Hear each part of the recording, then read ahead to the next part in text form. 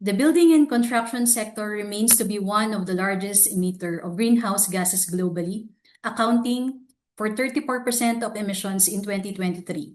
At the Global Green Growth Institute, we recognize that transitioning buildings and urban infrastructure to low carbon, less carbon intensive forms is essential. GGGI is thus leading the implementation of the Asia Low Carbon Buildings Transition Project, a regional initiative focusing on 5 countries, including Cambodia. Cambodia's building and construction sector is a critical driver of economic growth, presenting both a challenge and an opportunity in the context of climate action, contributing approximately 9 to 10% to national GDP and employing hundreds of thousands of workers. At the moment, buildings account for more than half of final energy consumption in Cambodia, primarily driven by urban areas. A recent study conducted by GGGI projected 400% increase in the country's building floor area by 2050. To realize emissions reduction from new buildings in Cambodia, the development of policies, regulations, and guidelines supportive of sustainable building design and construction is crucial.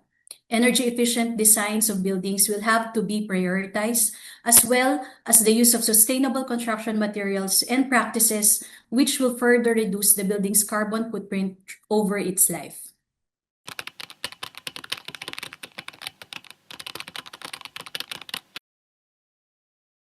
The building and construction in Cambodia involve a diverse array of stakeholders, each playing a pivotal role in shaping the sector's landscape. The B4P Transformation Toolbox Climate Protection and Energy Flows Guideline recommend increased collaboration with the national and local government to introduce requisite regulations and raising the awareness of practitioners to use the guideline in the design and construction of buildings. The general lack of awareness among developers and financial institutions about the long-term benefits of low-carbon buildings also challenges its scaling up.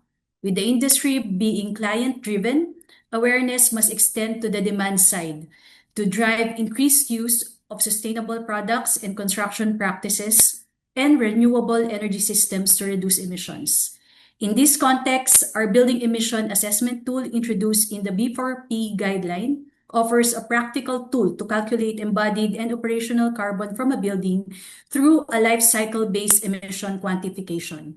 The planning and design guideline development is a key step, and we look forward to continued cooperation with Build for People in supporting Cambodia to build better towards the country's sustainable, low-carbon future.